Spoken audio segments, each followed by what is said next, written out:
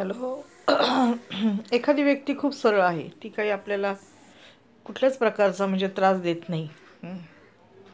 आणि आत्ता मी एक व्हिडिओ बघितला, त्याच्यामध्ये असं आहे, हिंदीमध्ये आहे तो व्हिडिओ. आणि ते गीतामध्ये असं बोललेलं आहे, गीता ग्रंथामध्ये, कि अगर सरल व्यक्ति के साथ अगर कोई दुष्ट कपट करे, अगर उसको सताए, तो उसे उसकी सज़ा मिलती है और उसे उस बात का म्हणजे भोग भोगावे लागतात त्या गोष्टीचे. कारण का तो मनुष्य तर सरळ आहे, पण तुम्ही त्याला विनाकारण जर त्रास देत असाल तर त्याचे तुम्हाला भोग भोगल्याशिवाय तुमची सुटका नाही. आणि इतका छान व्हिडिओ आहे तो, कोणी टाकला काय माहिती नाही, परंतु त्याच्यात असं लिहिलेलं आहे, जर एखादी व्यक्ती सरळ आहे आणि तिला तुम्ही विनाकारण छळत असला आणि आपल्या स्वार्थासाठी छळत असला तर त्याचं तुम्हाला भोग भोगावेच लागणार. धन्यवाद.